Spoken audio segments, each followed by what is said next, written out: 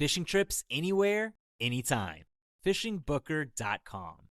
Bow hunting all comes down to a moment. And in the moment, you want equipment on your bow that will get the job done. Trophy Ridge products are the tools bow hunters trust. React Technology sights, rests, stabilizers, and quivers to help a bow hunter be successful in the field.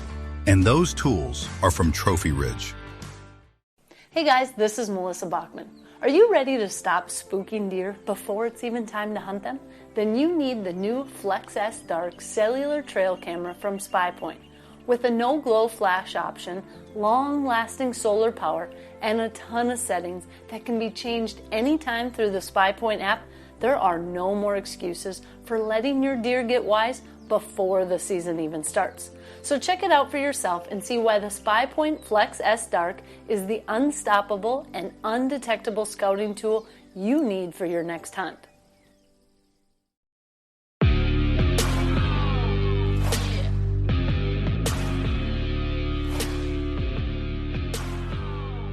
All right, everybody, welcome back to another episode of the Bowhunter Chronicles podcast, brought to you by Huntworth.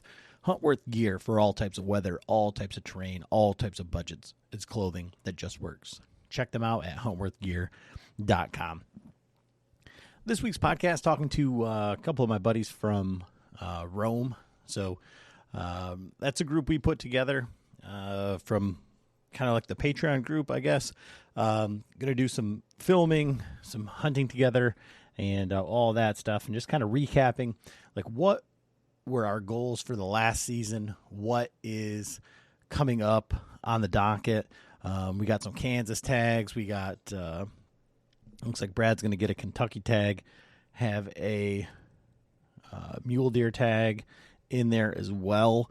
So just kind of looking at how everything went last year, things we set out to do, and how that's changing for this upcoming season, if it changed anything at all. But just a great, discussion with a good group of guys. So, as always, super fun talking with these guys. It's great when you have a good rapport. Joe couldn't be on the podcast because he's moving and all of that. But, yeah. So get out there, go shoot your bow, check out the new stuff from Latitude. That Method 3 is coming out. They just launched an XL platform. So go ahead and check that out. Looks like it's on their site for $219.99, so not too bad. Still folds flat. It's that flat profile platform, and you can save 15% over there using code BHC, so go ahead and do that. And while you're at it, go check out Big Shot Targets. You can save 10% over there with BCP. And, when you're out there, if you mess up any arrows, go check out the new ones from Kanati and get some zingers on there. Get a hanger for that new platform from Genesis 3D. And if you're a Patreon, he has that. I'm going to be putting some information out for the Patreon hunt. It's going to be the same date, same place, same everything as last year. But I think we're getting it dialed in. So really excited about that. And, just a fun discussion. You guys are going to enjoy this one. A couple of call outs to some of our regular listeners, some of the Patreon, some of our buddies. So listen close and don't get offended. As always, enjoy the episode. All right, everybody. Welcome back to another episode of the Bowhunter Chronicles podcast. And today we have, once again, 4/5 of the Rome crew. We decided to invite Brad reluctantly, and of course he shows up eating dinner. So it's pretty much why we didn't invite him the last time. But Joe was busy moving, and he couldn't make it. So we called an audible, and we got Brad. So how you doing tonight, fellas? I mean, good thing I ate dinner, because seeing Brad over there eating some stuff, it's like, man, good thing I'm not hungry. You don't worry about me. So we got Nate, Brad, and Jake, kind of like to go over like what are some of our goals, or like what we're trying to do this season, and kind of reflect back on last season and see if we hit our goals and what's going to be realistic. So we'll start with you, Nate. Like, you and I have like polar opposite like approaches to deer hunting and philosophy. And so as you entered your season last year, you had some buck birthday parties. You knew these guys' names. You've been following them around since they had spots. Brad said it perfectly in one of our group chats. Was like, I don't even do any food plots or anything like that. And it's like, but you've been growing these deer. You've been farming these deer, just waiting up for them to be ripe and pluck them. So I thought that was pretty good. It's like I'm gardening. I'm gardening for bucks is what I'm doing. Truly harvesting them. Yes. I wish, I mean, that'd be really awesome if it was that easy, but that's not necessarily the case. But what's for that other guy? No, Adam, I mean, you know a guy. If I had some more property, it'd be a little easier to do, but I don't. But no, Adam, like, yeah, we've talked about a lot. We're very, very different in the things that we like to do, but I think that's why we get along, because you challenge me. And I know you don't want to admit it, but I think I do get you thinking about things a little bit more. We'll get to that. A little risen here and there. But no, I think for me last year, I had one of the biggest deer that I'll probably ever have in my near future to hunt and knew about. And there was a story behind that deer, and an arrow was flung at the deer that year previous.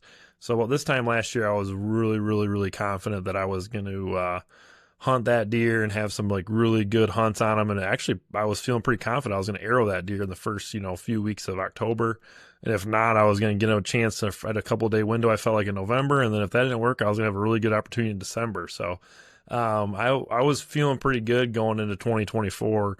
And then there was also some other deer that I knew about and were hunting, and just like I had a plethora of bucks to kind of like hunt, it felt like last year, but I didn't really care about those because I was going to go hard on the one.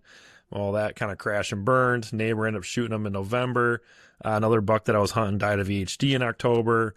And then it was passing these deer, neighbors shooting them, I passed 2 bucks that both my brother-in-laws ended up shooting. So it was one of those years that, it went from 23, which was like highs of highs, shooting 2 bucks with my bow in Michigan, to 2024 was like, yeah, it kind of brought you back down a little bit. And then had the recurve debacle, which me and you've talked about a lot about, what do you do if you have a trad bow in your hand? I was like, well, I think I'll still just shoot whatever I normally shoot. And then the first 3.5-year-old buck that got within bow range, I'm like, I got to shoot this thing. It's going to be too cool of a story. And then I just muffed it up, and he caught one by the back of the ear about. And so that was, pretty humbling for that. And then, had out-of-state hunts like I've been doing for years. I did seal the deal in December on a bow buck in Kansas, which was really cool. So, yeah, last year there was a lot of I had a really good year. I've seen a lot of really nice bucks, passed or did not shoot at a lot of bucks. And, yeah, it was good. This year it's a little different. Don't have that giant deer to go on, but, I mean, for the most part, last year was a good year. I look back at last year, a lot of fun, shot a lot of does, continue to, have fun with the buddies hunting and all that kind of stuff. So how do you reflect on that? Like, because last year, for lack of a better phrasing, nothing went right. Like everything that you had, all these goals that you set, did not come to fruition. Well, I mean, you killed a buck in Kansas, so that worked out for you, and that was your first out of state buck. Mm-hmm. With a bow. Yeah, lots of things. So this year, do you change your goals? Do you like you said, brings you back down to earth? Like, how do you reset? Yeah, I think that's been something I've been kind of dealing with a little bit. If you would have asked me at the end of the season last year, like, the 200-inch deer got shot by the neighbor, how'd I feel? And I was like, it really sucks, but like, whatever, I'm still going to hunt next year. But this year does feel a lot different, and almost like, man, that was like, you don't really realize how special that was in the moment. And it's always after the fact. You're like, dang, that's crazy that like I had that. But the lull, ups and downs of me throughout a season, like I went 5 years without shooting a buck with my bow when I was passing deer and trying to get to it, my first 3.5-year-old buck. It took me 5 years to do that. So like for me, it was never, I still think my goals are going to be my goals. I I never really knew what my trad bow goal was because I never experienced it. But I think my expectations are definitely less when I have a trad bow in my hand because that happened to me last year. That was just organic, right? Like I try not to like talk myself out of it. I was like really amped up and like, I think a lot of guys talk about that. They just know when the deer's in front of them. But me targeting, 4.5-year-old bucks and older is still very much on the agenda. And it does help that I feel like I have a couple bucks, like that to hunt this year. I don't have trail cam pictures and data like I normally do, but I have history with deer that I'm looking forward to chasing. So it's going to be pretty easy for me to keep my goal of trying to target 4.5-year-old or older bucks. Trad bow might come out a couple times in certain properties, and out of state is up in the air for me. I mean, I got a mule deer hunt coming up, but for the most part, I don't know where I'm going to be hunting out of state this year for whitetails. So, I still have the same goals. I am who I am. I've been hunting this way for a long time, and I don't have any desire to change it. If I end up slaying a bunch of does and don't punch a buck tag, it'll be all right. I've went years without shooting bucks before. I don't know if everyone else in this group has. I know one guy in this group didn't shoot a buck last year, but the only one of the group of 5 that couldn't pull it through. But for the most part, yeah, I mean, I am who I am. I'm going to keep hunting the way I am, and I'm going to keep passing deer, and fingers crossed and make it to the next birthday so I can celebrate their 5th or 6th birthday with them instead of their 3rd. Yeah, like going through that and like your season, like what you had said is like, as you started to reflect and said like how it like affected you and like how cool it was in the moment. Like I saw that like in real time, like talking with you, and then like, it was like, oh, it's not a big deal, whatever. And then like after the season, like well after the season, you were like defeated, like very, very much like I don't know how to feel because I'm supposed to be like happy for the other guy. It's great. Like I say, oh, I would love to just let all these little, 3-year-old bucks, these 125-inch like bucks that I wouldn't even pick my bow up. I love for the guy next door to shoot him. And like, it's his first buck and he gets on the cover of Woods and Waters and, all these things, until it happens, until like you said, all of those things. But when you were bringing that up, it was like, you give Brad shit for not shooting a buck last year, not even coming to full draw on a buck.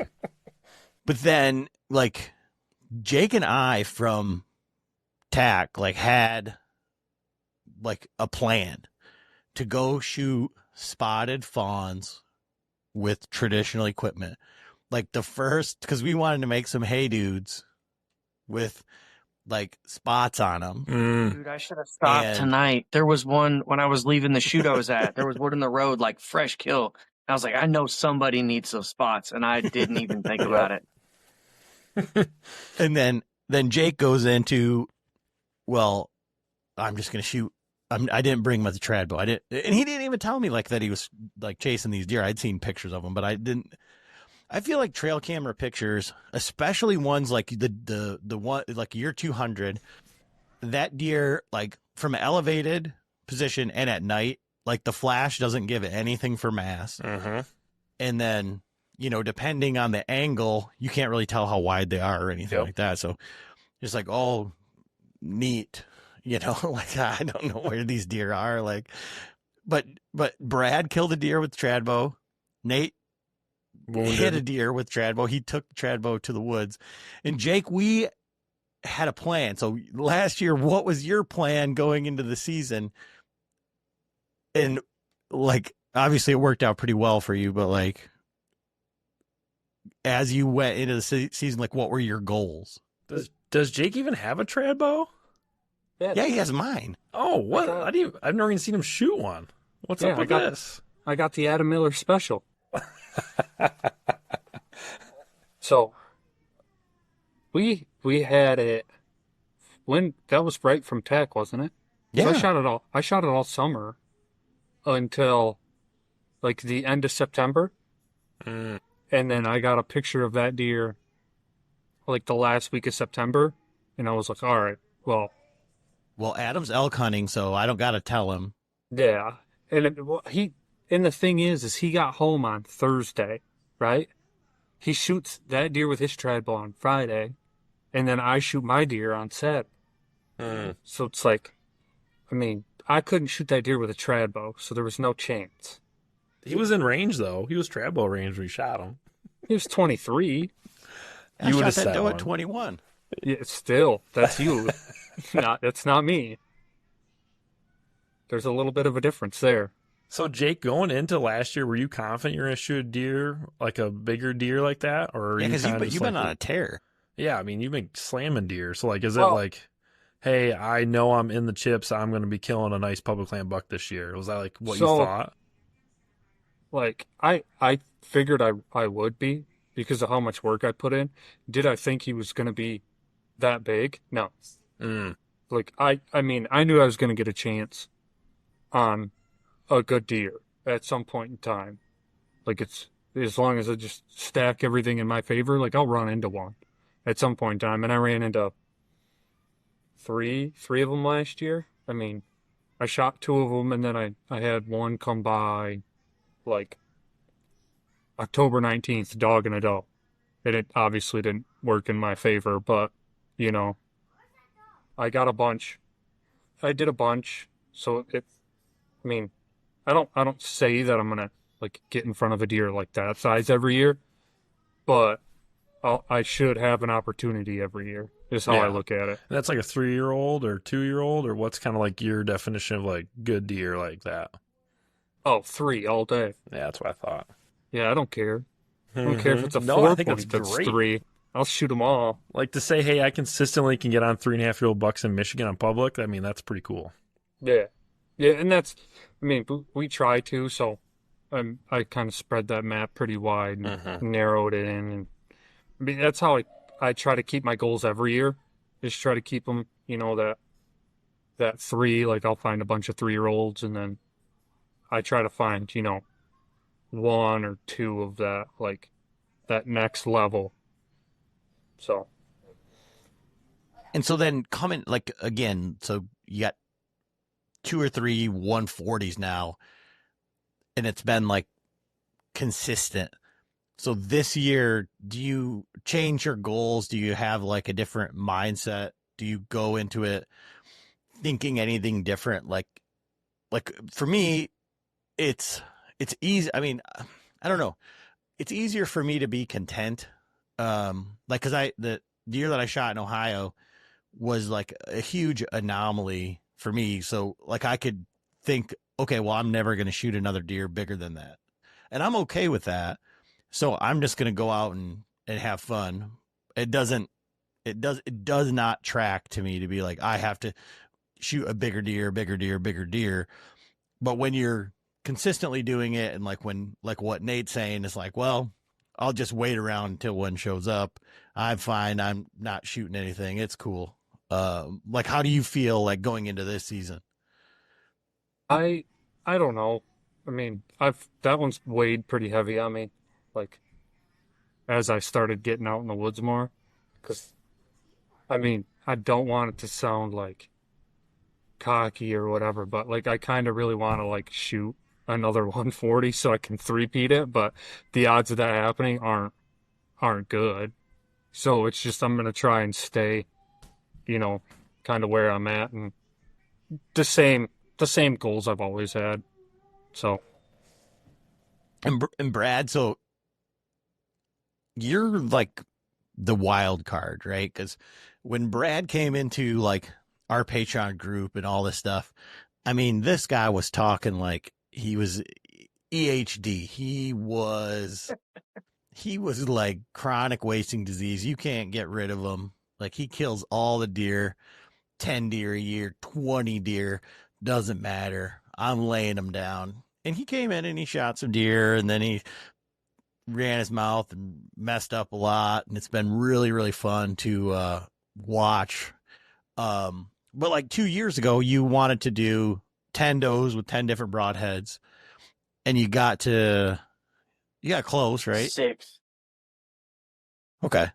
Did you like not recover some? Because I know that you shot I had hit a couple, and we had I think we did a podcast about it. I don't remember if it was me and you, or it may have been me and Joe, but we talked about it, and honestly, like you guys know, but it was like the pressure of having, I get it now. Like I get it why like those big name guys say it's hard or whatever. Like I used to just be like, screw them guys, but now it's, the pressure of having a deadline or having something on you. Like it's a goal, but at the same time, like to say, to tell 23 companies or whatever that I pitched originally to get, 10 broadheads, hey, I can do this, and then not deliver was really weighing on me. Like starting in like mid-November, all of a sudden it was like I'm not anywhere where I need to be right now, and it made me make some rush shots, some bad shots, I went a little bit farther shots than I probably should have on some deer, and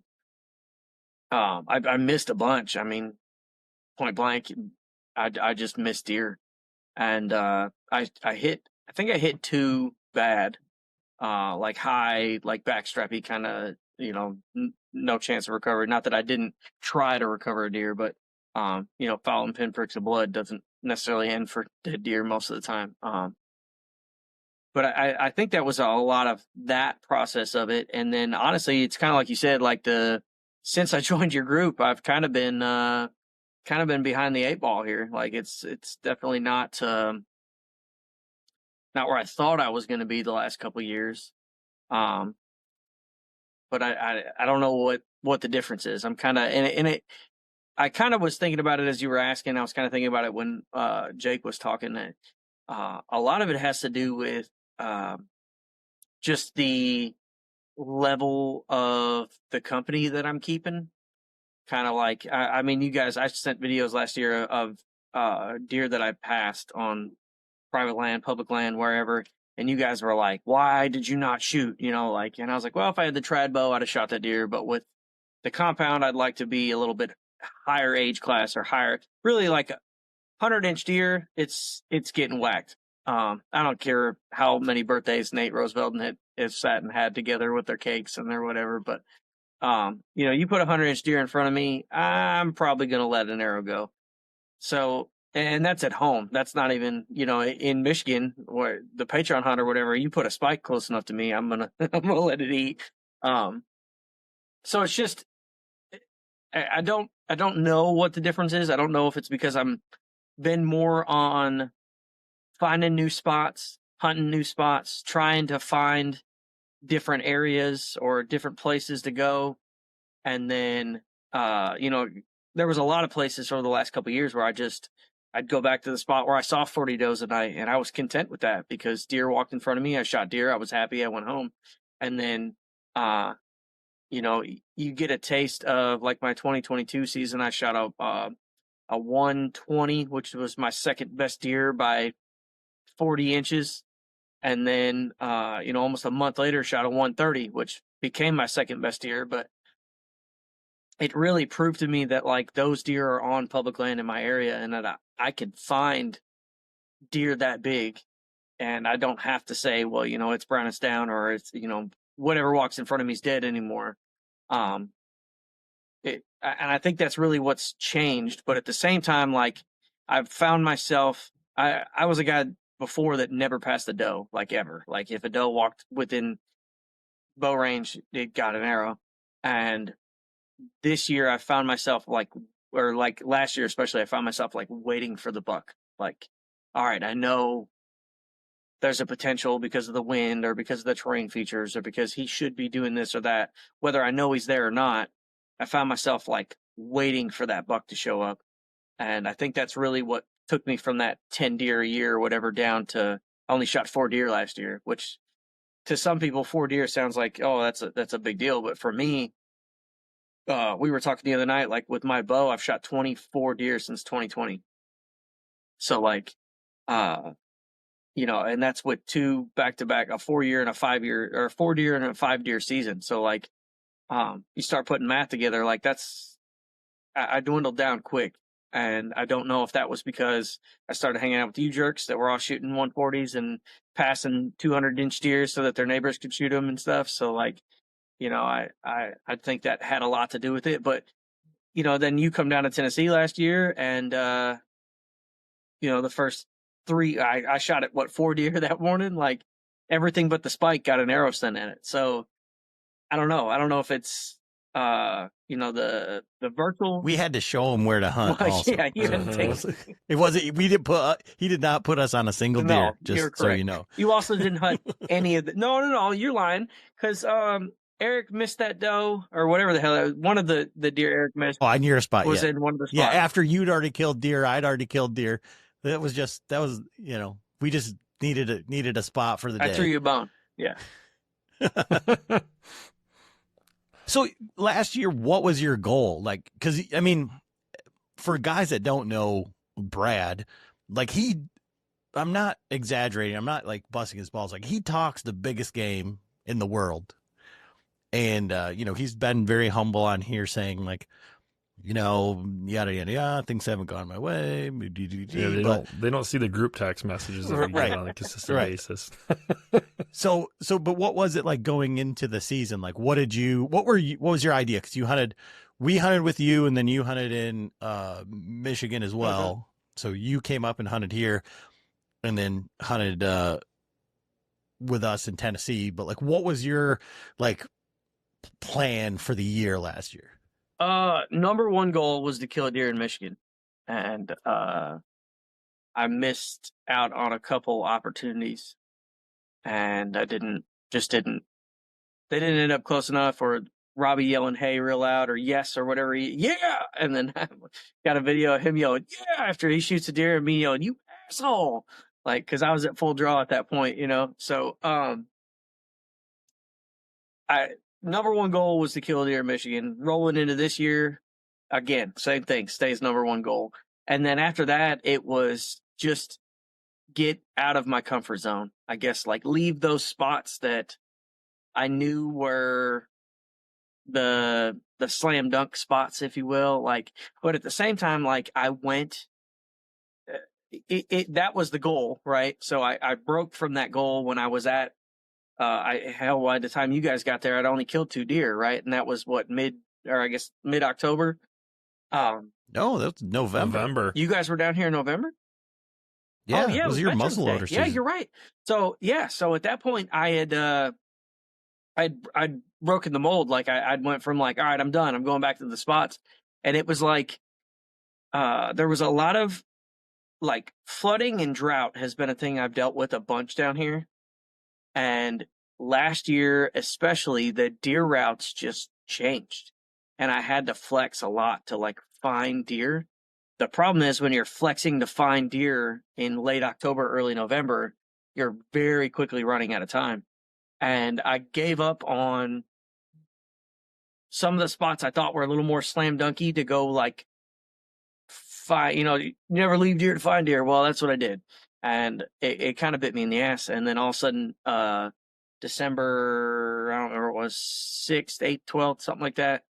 I'm in the hospital and they're cutting my gallbladder out and I think my season's done. So like I missed most of the month of December. Not that I really slay a bunch of deer late season. Normally I'm October, early November kind of guy.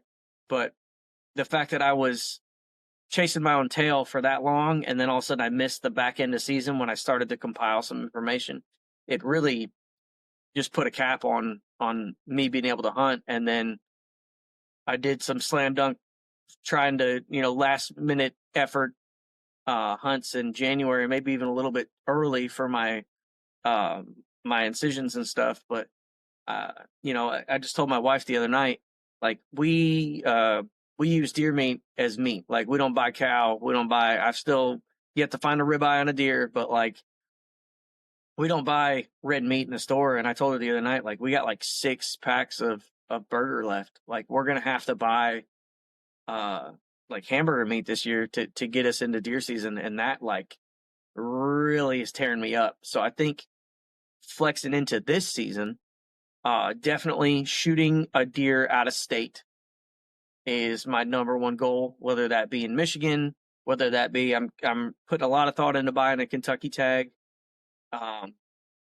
whether that be in the hunt that somebody may or may not leave me for another hunt for.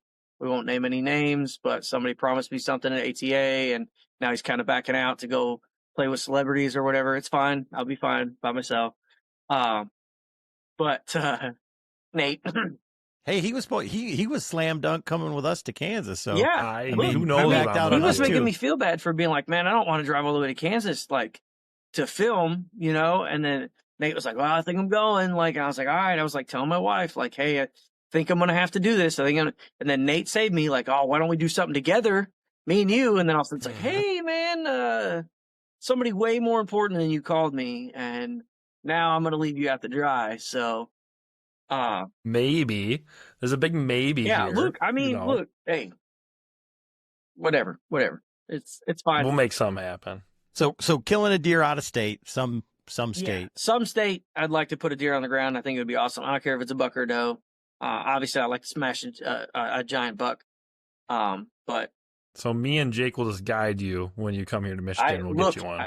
We're good. That's the whole thing. Like I was already thinking about that because I was like, I don't, and like, kind of like struggling, right? Because like Brad, for the 5 of us, is 100% going to get the like spots or whatever. He's going to get, and he's going to have somebody to film them because, that's one of the things that we've at least, kind of decided that we need to do better is when we're hunting together, films each other instead of just like, we're all on our own. We're all trying to film this. We all suck at self-filming. Like, hey, before we get down into that, Adam, you got to tell us your goals for last year. Well, yeah, I'll get there. Okay. Yeah. All right. Before we get too crazy. Yeah. But like for this year, for the Patreon hunt, like I think we said like last year, like Chris Burnett needs to kill a deer on this hunt.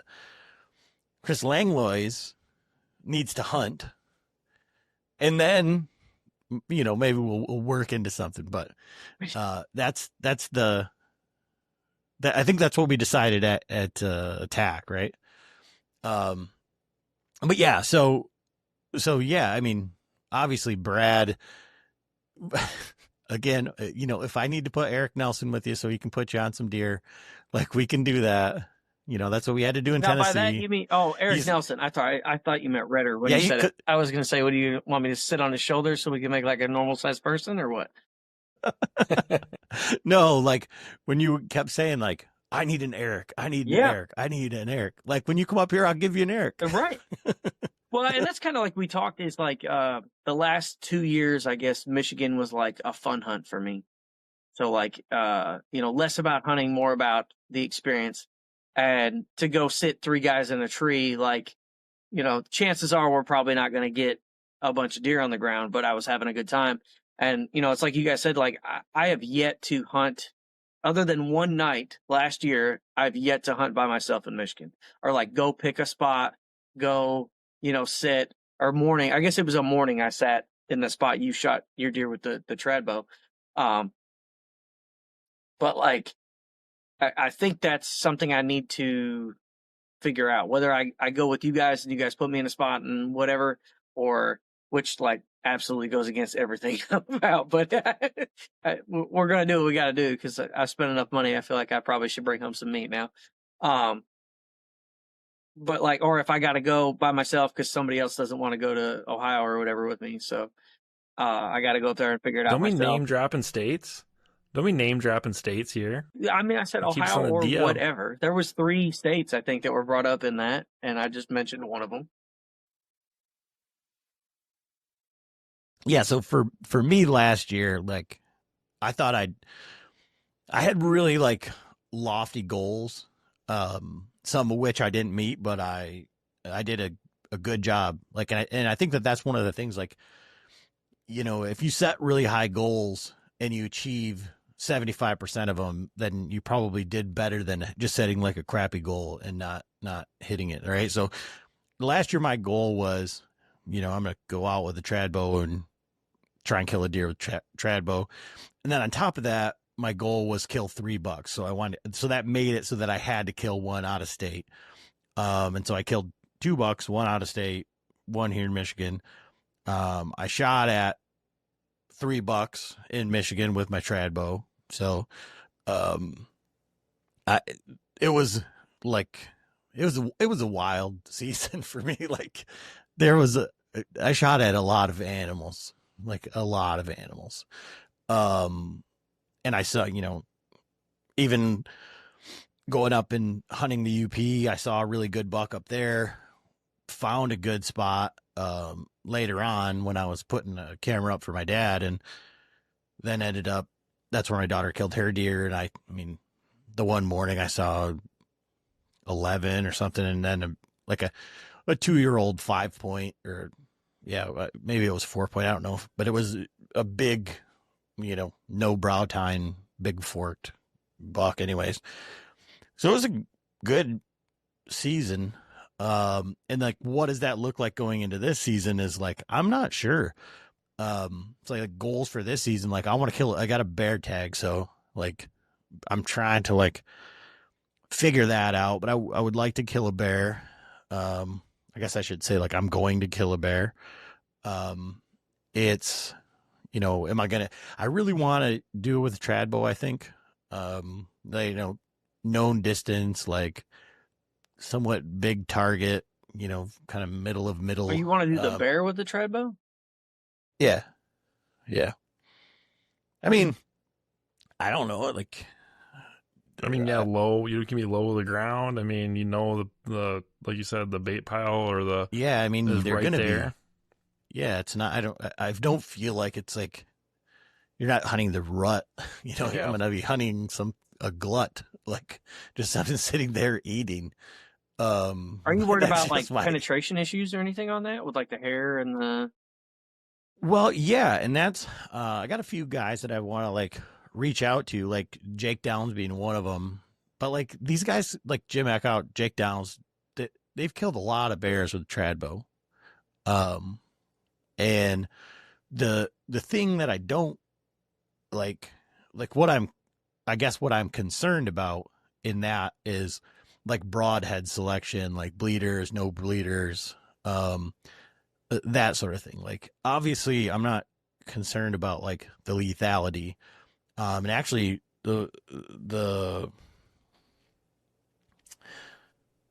I think they're like the Silver Flame, XL 150s or whatever that I shot last year, 150s. Those were awesome broadheads. I mean, I would feel comfortable with that. But I just don't know about bleeders, double bevel, single bevel, blah, blah, blah. All of those things on bear. But I think, like to your point, Brad, even if I shot like a big ass mechanical, I still got to worry about fat and hair and all that stuff. Like penetration, I'm not too worried about penetration. Like both of the deer I shot last year with a trad bow, like especially with those Silver Flames, like the first one, I mean, it was super sharp and it just blew right through. And that other one hit low at a weird angle, but it at 21 yards went all the way through and then came out, just after 2 steps. So I'm not necessarily concerned about that. But then, then we get into going into deer season here, and it's like, I don't know, because I got a lot of, I'm gonna have a lot of opportunity to hunt again. So like I'm planning on Kansas. I want to kill one in Kansas. But to be honest with you, like I would 100% rather that our buddy Eric that we talked about that we hunted in Tennessee with, I'd rather video him killing a buck and me not getting an opportunity, or like when I would have had an opportunity, like being able to do that, because like we've been on a lot of out of state trips, and like he hit a tree in Missouri, and then last year he missed twice. One of them was the fun circumstance rattle in the little buck, and it was just super fun. Because the camera guy didn't give him a range, is why he missed it. Yeah. Well, there's a lot going on there. There was lots of moving parts. But yes, this is 100% true. But that's what I mean. So I'm going to hunt Kansas. Like, I like the fact that we're going there as a group this time instead of just me. And I was thinking about your like Patreon hunt, Brad, and like when you said that you didn't like get to hunt your hunt or blah, blah, blah, blah, blah.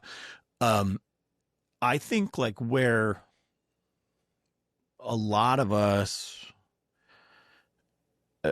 kind of missed the boat on that is, maybe we're trying to like learn the area and we think we've got it dialed in, but like, the deer that get killed, like Josh Mapes, he's hunting around, nobody's been up there. Everybody's just going looking for tracks, all that stuff. Like that's how we killed those deer last year, was just drove around. So instead of like being like, oh, I got to get in the woods, like even when we met you in Tennessee, like all me and Eric did was drive around and look and look and look and look and then try and see what's going on. And that's one thing that, we don't do that well up there. And I think I was thinking about that. That's something that you should probably do. Like when you get into town, instead of being like, oh, I got to get in the woods and these guys are going here, so I'll just go with them, is to say, hey, like, I just want to go. I looked at some spots on the map. I want to see, is there any trucks there? Is there any acorns? Is there any tracks? And I think that would, kind of help you to do that here.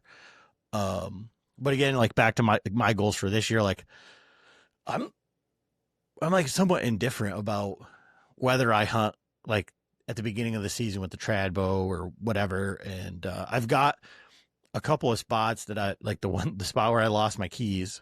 I have a great place that I want to put a camera right there. Jake and I hung a camera last year. I think I'm going to put another one there where I had a ton of bucks there. I just wasn't in town to hunt it early.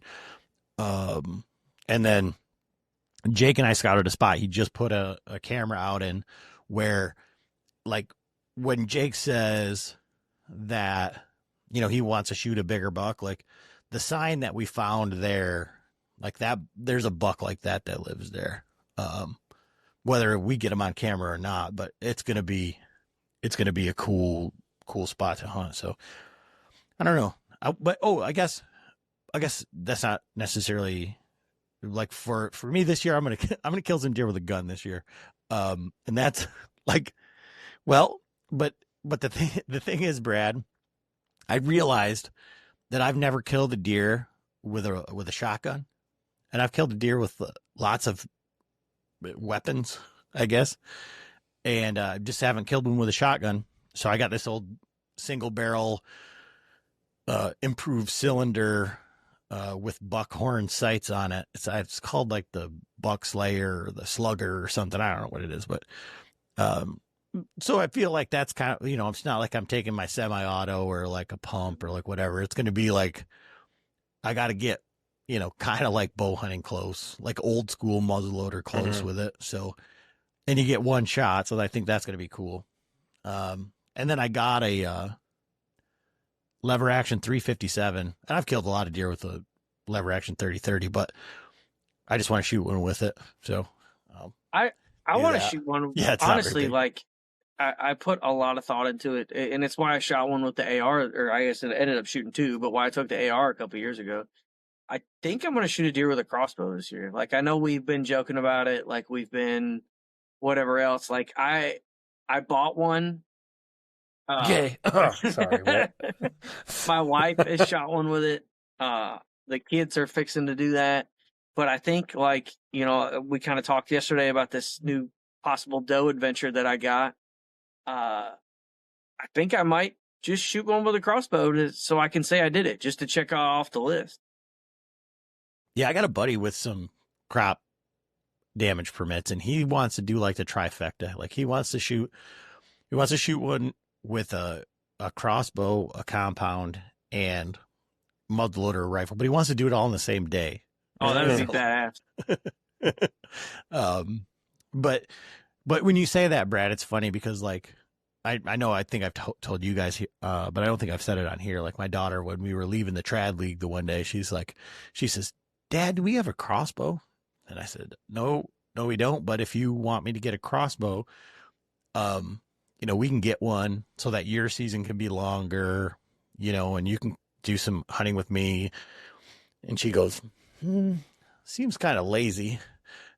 And then she said, at least it's not an air bow. And I was like, okay, Okay. Raising it right. But Raising it right. I think it's worse. It's worse shooting a deer with a crossbow during archery season than shooting a deer with a gun during gun season. So just shoot some with a gun if you need doe. You need meat in the freezer, Brad. Well, no, I definitely think like it would be. I don't want to do it in September, October, right? Like I love my vertical bow, but I feel like that like late season hunt where it is just a pain in the ass to be out there in a bunch of layers and whatever, and like I can be a little lazy, like Stella said. I feel like a crossbow, like if I gotta pick, am I gonna take a rifle or a crossbow? I feel like a crossbow is a little bit more in my eyes in tune with what I normally am hanging out with.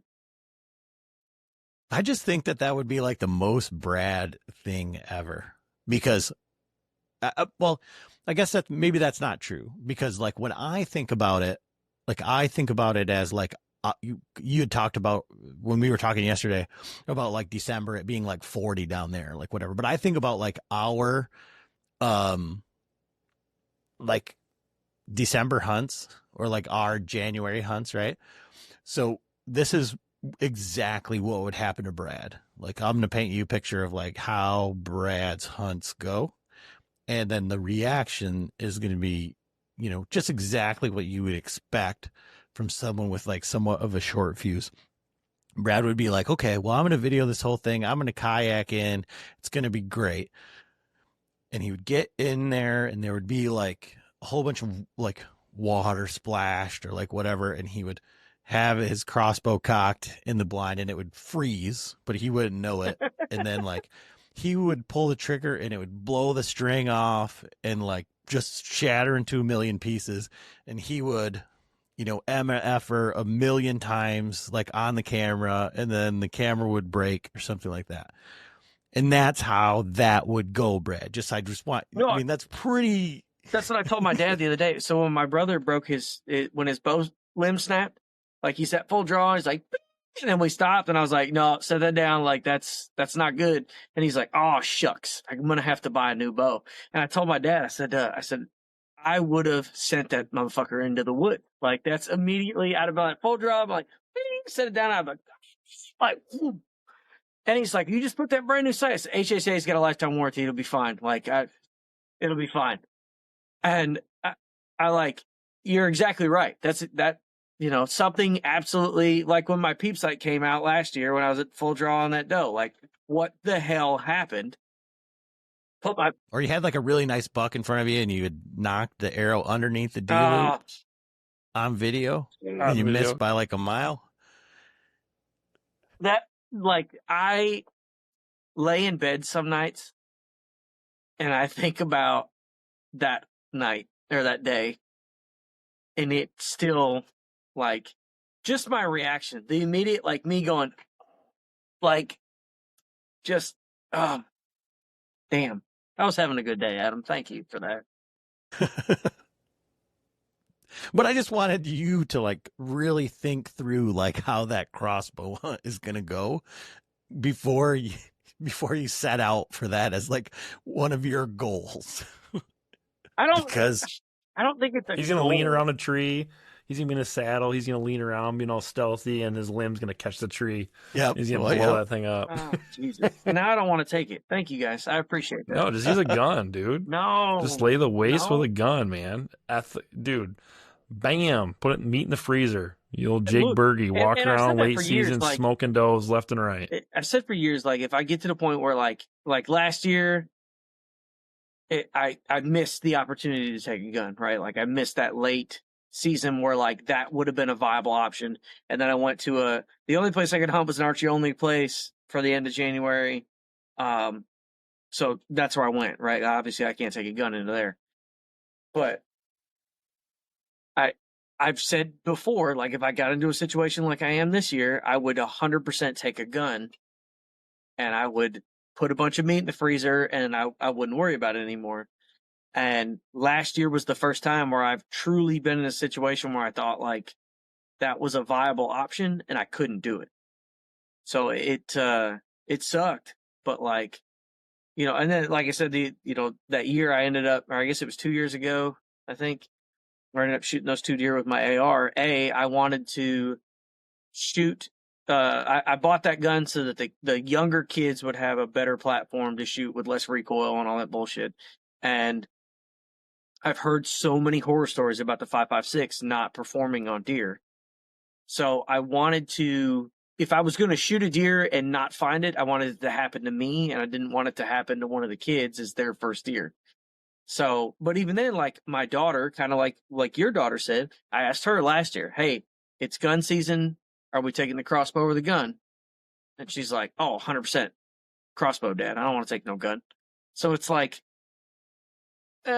turkey season, same thing. Took her during turkey season 2 years ago. She was all gung-ho, wanted to get up 5 a.m, never did it again, but she definitely wanted to get up at 5 a.m, and go out and listen to the morning gobbles and all that. I said, all right, I got this 20 gauge here. It was my 20 gauge when I was a little kid. I've taken it a million times and never killed anything with it.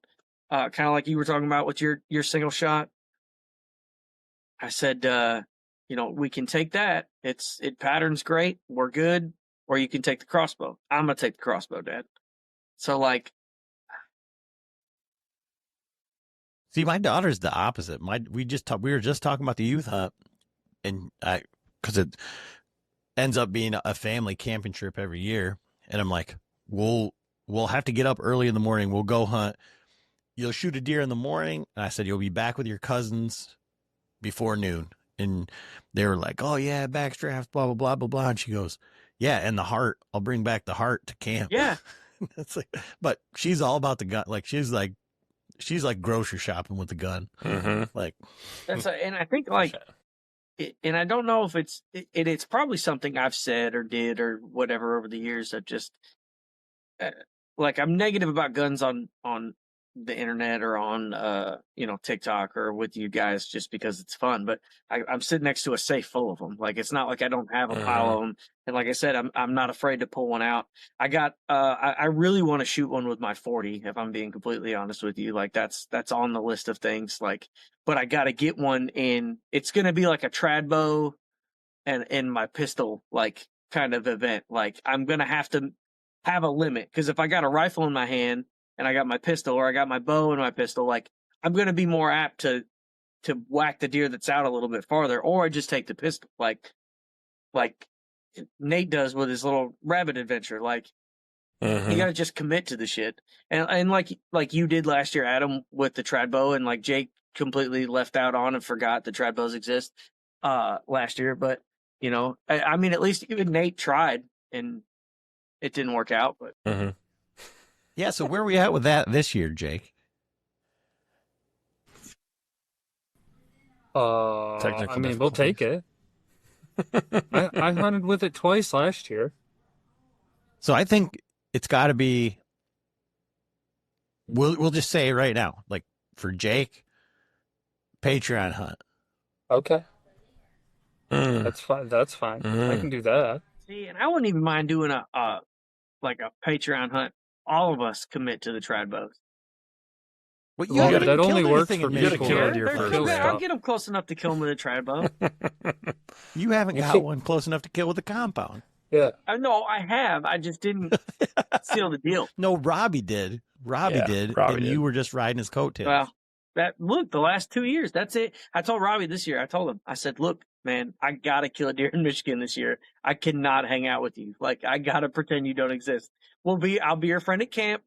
When we get out there, like, we gotta do something different, because not to hijack this, but I do have to leave in like 10 minutes. I got friends I got to bring to the airport. So, my God. Yeah. TSA closes at a certain time, even though their flight's not till like 2 a.m. Bro, I ate dinner in my lap during the podcast, and you're going to leave early? They were supposed to leave at 7, but their flight got pushed to 2 a.m. I forgot. So. Nate does a podcast that's like an hour on the dot, so he knows, like, he's like, oh, this is only going to be 50 minutes. My podcasts are always over an hour, except for my solo ones. So what is your goal then, Nate? Yeah. You did not draw Kansas. You promised to guide us to the promised land, and then you didn't draw. I know.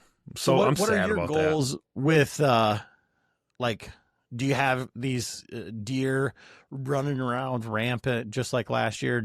And you said one of your deer, one of your pets, was killed by EHD. Mm-hmm. So, did that affect like the properties around you greatly, or was it just only killed your one buddy? No.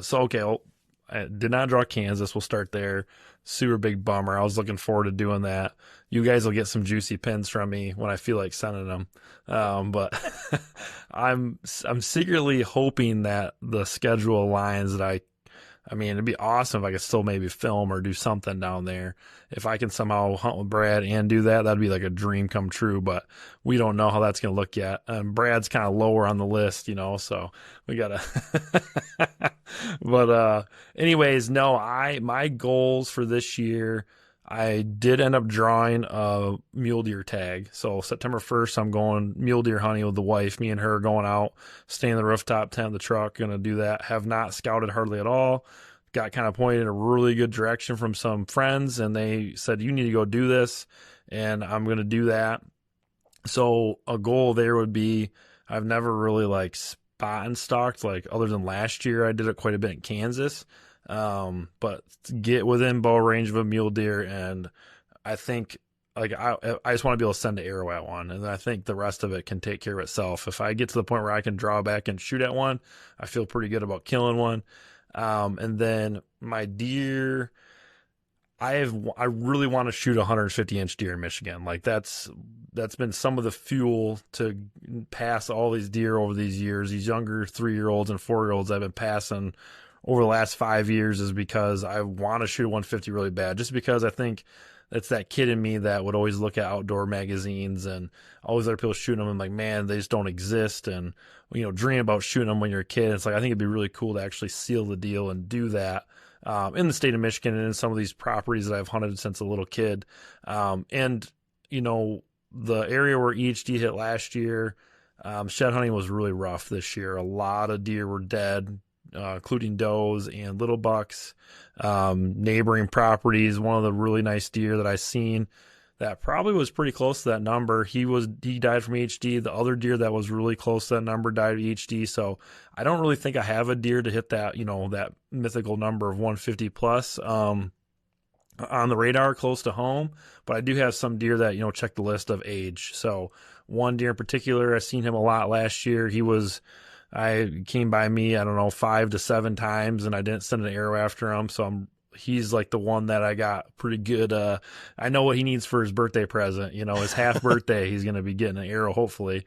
So that deer is pretty high on the list for a goal to seal a deal with him. But then there's potential for a deer to be that big on other properties. I passed that deer on the ground last year, grunted him in and snort-wheezed him in, and he snort-wheezed back at me. It was a really cool hunt. I was on the ground raking trees and 18 yards, and I didn't commit to it. So he has the potential to do that. I've been calling him Baby Giant for a little bit. He's just a deer that you don't really see him that often, that big for how young he was. So he might do it. So I mean, if I get one of those 2 deer this year in Michigan, I'm gonna be over the moon. So killing wise, I would like to, kill 1 deer in Michigan. Mule deer would be great, but then my other really high on the priority list is like get a really good kill on film. Like I've been trying to do that for a long time. Not just like not like a wide angle GoPro kill or a, my little pocket arm, like big camera, good kill shot, and kind of put together like a video that's pretty high on the priority list. And that doesn't necessarily mean me either. Like I'm fine with filming someone else killing a deer.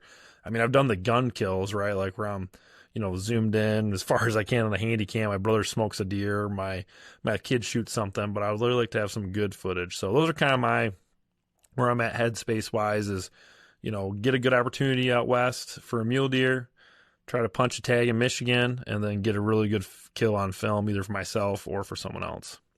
So when you talk about your mule deer tag and you said like, oh, I want to spot and stock, I want to do this, you also mentioned that your wife had a tag, but you didn't mention anything about like her success. She does not have a tag. I thought okay. Nope, just me. Okay. I tried to get her to do it, but she's like, how much money? And she's like, I don't like, okay, I'm good. Because when you said me and my wife were going out there I was my thinking moral like support. she had a tag too, and then I was like, Nate's like, whatever, it's me, babe. Oh yeah, that's how that would go too. She'd be all for it.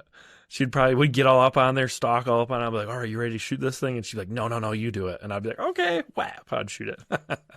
Is she going to film you then? That's what she wants to do. She's always liked to go on hunting with me, and she's seen me shoot a bunch of deer over the years.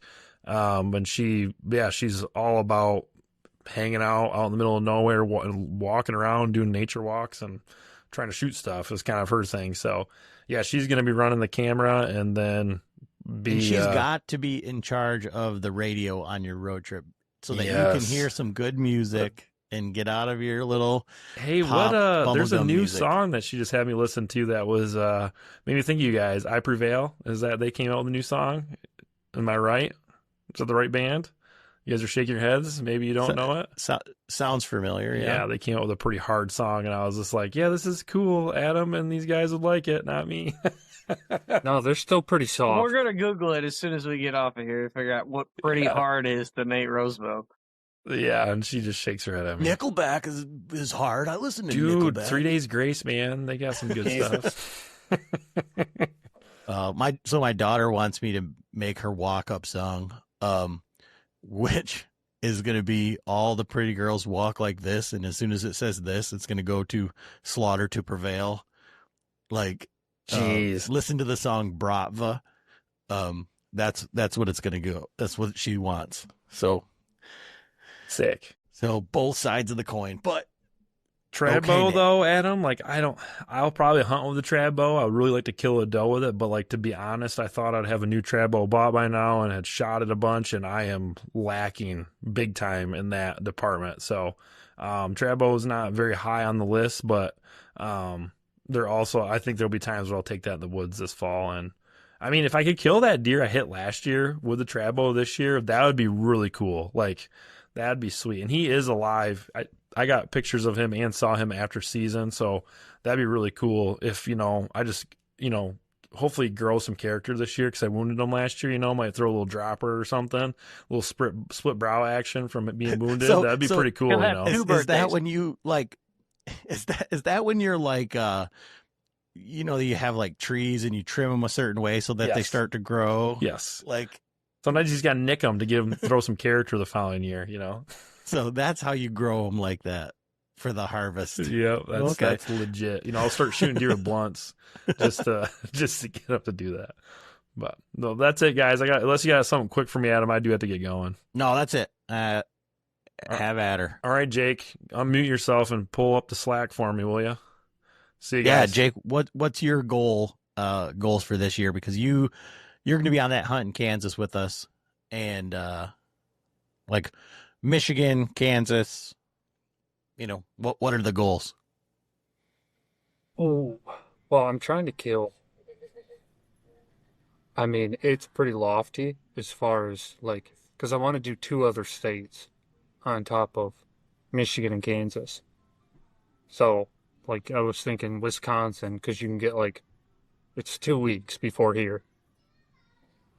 Who cares? You know what I'm saying? Not like it matters. I'm not hunting any big deer over there, right? Or anywhere. I mean, if I go out of state, it'll be like a 2-year-old. But if you go to Wisconsin, like, where's your cutoff for out of state? Like, what do you mean? As far as like inches or age class or whatever. Dude, I'll smoke the first 2-year-old. Like, other than when we go to Kansas, that's a little different. But if I go out of state, like in a general, like a close area or proximity to Michigan, it'll be a 2-year-old. Because I just want to kill stuff. Yeah. No, I totally understand that. So then Kansas, what makes it different there? It's like the Holy Land. And we've talked about it. I want to shoot one on the ground. And I want it to be, look, I've got this weird thing with like big 8 points, like, because I don't have one. I want to shoot a big one on the ground. So how does that work? Like, to say, because this year, the deer that I killed in Tennessee was the first clean 8-point that I've ever killed. I've killed lots of 10s and, just, that's just always what was in front of me, or 6s or 7s or whatever. But if you have a goal for like a big 8-point and something else comes in front of you, that's like borderline, but it's a 7 or it's a busted up 10 or something like that. Still dead. Okay. Yeah, so you should know that by now. Well, but when you say like you have a goal, because like sometimes people are like, I know that I can do this. Like it's the first day and this big buck, this 3-4-year-old, whatever buck walks out, but he's not a clean 8-point, not a big 8-point. And you're like, but I think maybe it matters if you're driving around, like trying to spot and stalk or trying to spot deer. And then you see a couple big deer, but then you see one really big 8-point. And you're like, okay, well, I'm going to spend some time there. I'm going to go after him, And you want to kill one behind a decoy, right? Yeah. Are you going to name so the have decoy? you been... Are we going to name it? Yes, we can name it. Okay. Because I had a prior experience with naming a decoy, and it did not fare well in my favor. Okay. So, and then Michigan, like, your style is like to go, you do a lot of your scouting and everything after the season. You go find where the deer are, all of that. And then what's your, like, camera strategy for leading up to the season? And like, so are you locating these deer strictly with cameras, or are you glassing? Like, well, it's kind of hard. Like, most of the stuff I hunt, you can't glass anyways. I mean, in a lot of the stuff, like, there's not much ag around. So basically it's just cameras. And a lot of. So that's just something that's wild to me, is like a lot of cameras. And obviously it works. I mean, it's working for you, and then seeing, like, going and setting cameras with you and kind of seeing like how everything lays out is pretty interesting, because I'm familiar with some of the areas. And then the other stuff, like, it's just seeing it on a map and then going in there. And then, like, again, like, frequently on this podcast, like, my thing is always like validation, right? Yeah. Like, I just want to be validated in that I found a spot on the map, went in there, and this is what it looked like. And then, going and watching you basically do the same thing, and then just looking for the different subtleties that you're looking for. Like, Jake, when he goes into the woods, like, I've never been in the woods with anybody that can, like, spot a licking branch, like, as quickly and as, like, minusculely as Jake. And that was what was, like, kind of really interesting to me. And then just seeing, like, you just basically only focus on scrapes. Like, it's just like, I mean, for your intel. Oh, yeah. At the very least. Yeah. It makes it real easy, because if you get into a spot, right, like, where are the deer going to, like, congregate, right? Like, if there's a good deer in that area, he's going to end up there at some point in time, right? So that's just kind of how I play it. Like, as long as I can get into an area of, like, the woods that I like, or you get into a certain spot, and I run a lot of cameras, but I also bounce a lot of cameras around for that reason. Because, like, I'll find scrapes, and then if it's not producing, right, like, leading up, I'll just keep bouncing them around, because it's not like I'm not out here just straight deer watching. Like, I don't need to find deer. It's pretty damn easy just to find deer. So I'm just trying to find, like, the deer. So, and it worked out great. Like, when we went and scouted that spot this year, like, when I pulled it up on my phone, I was like, I just want to like see one of them big cedar trees that had like one of them giant rubs on it. And I was telling Adam, I'm like, we should be able to find one here. And how would we walk, like 3 minutes? Yeah, it wasn't very far. And I'm like, it's right there. Or he found it or whatever, you know, it really doesn't matter. But then it just led us into how many other big rubs did we find that day? Yeah. And then that led us to that big old scrape and then that scrape line. Yeah. Right. You know, where you'd expect it to be. Yeah. So this year, like, what does your like dream season look like? Or what is your, like I said, like last year, my goal was to kill something with the trad bow and kill 3 bucks. And, you know, I killed 2 bucks and killed deer with trad bow. So it was a pretty good season. But going into your season this year, what is it? What's the goals? I mean, like if I want to make it lofty, like I would really like my goal right now is, I don't know if it's kind of like a pressure related thing, but like I want to find another deer of like that 140s, just to say that like it's not like a 2-hit wonder type thing, you know? Like I just, granted, and I had another deer last year that I was chasing that was like that too, but like I would like to find another one of that caliber. Granted, it'd be on public or private, I really don't care. Like, and then to find another 140s or bigger, and then like to kill 5 bucks in 4 states would be like some top tier shit, you know? So. Yeah. I mean, and again, let's say that you failed miserably and you only killed 2 bucks in 2 states, it'd still be a pretty good season, you know?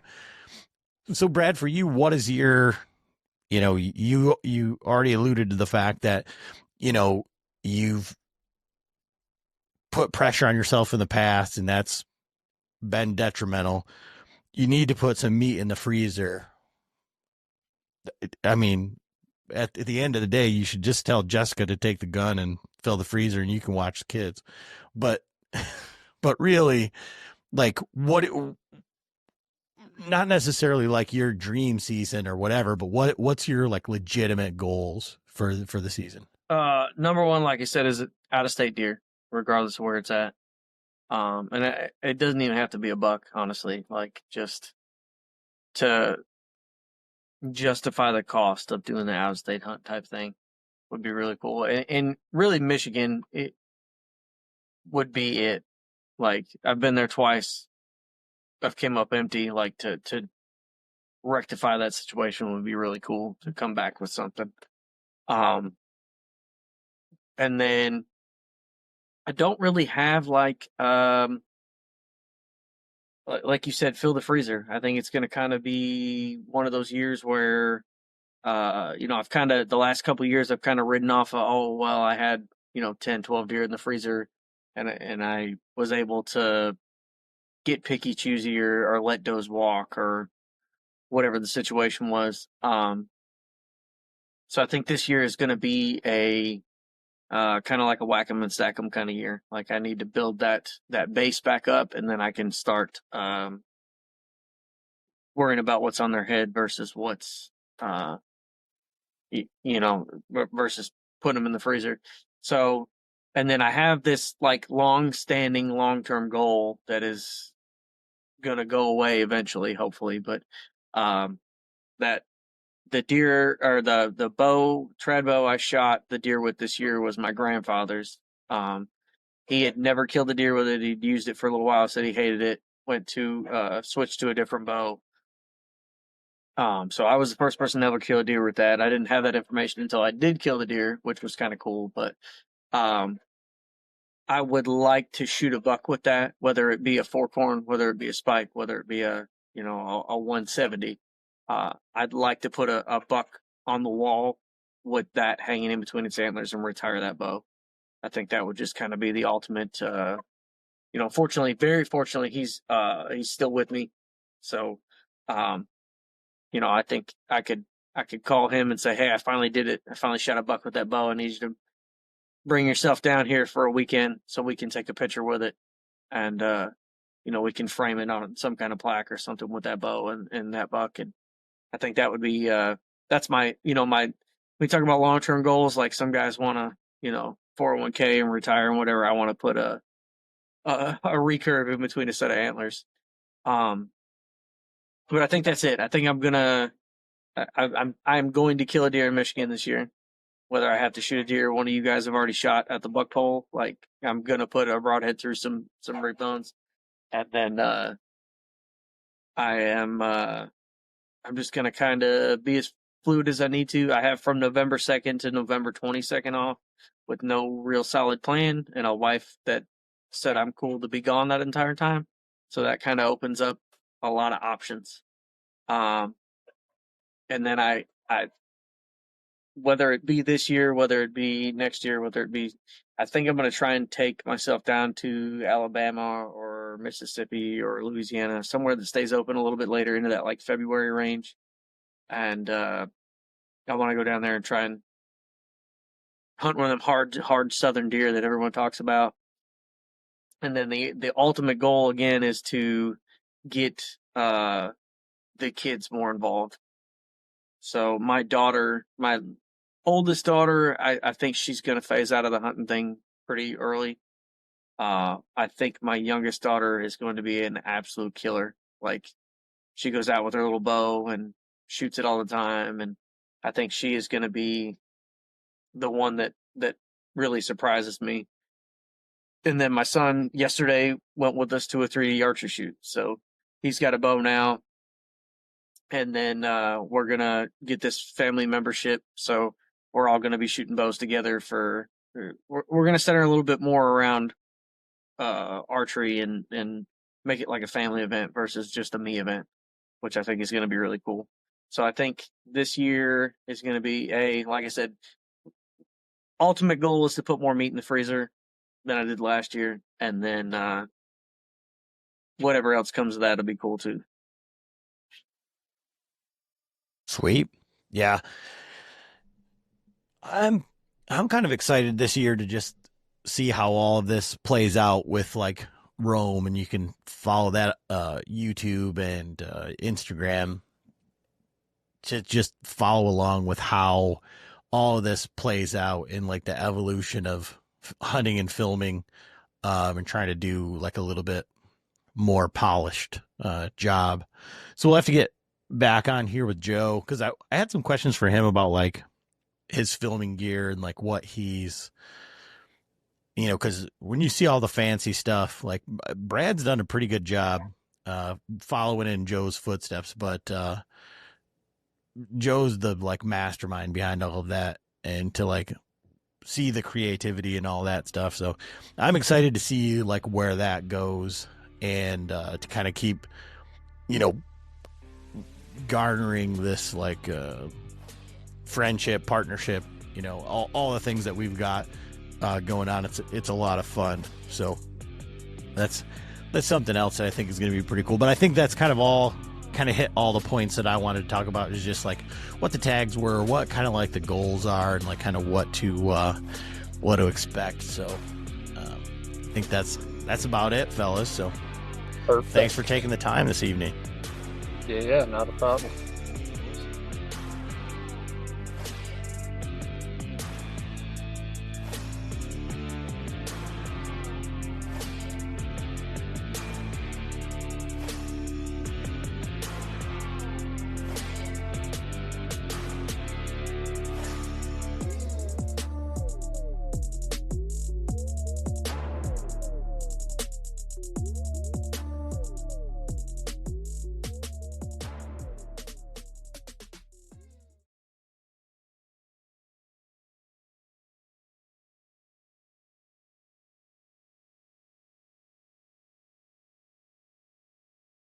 This episode is brought to you by Boat Trader, America's largest boating marketplace. Whether you're buying, selling, or upgrading, the Boat Trader app makes it easy. With the biggest selection of new and used boats from dealers and private sellers. Browse, compare, and even apply for financing. All in one place. Download the Boat Trader app and start your search today. From dawn to dusk and every moment in between, Captain Justin Leake and Meredith McCord have an exciting adventure waiting in the water. Catch Chasing the Sun, Sundays at 10 a.m. Eastern on Waypoint TV. Waypoint TV, your destination for outdoor entertainment.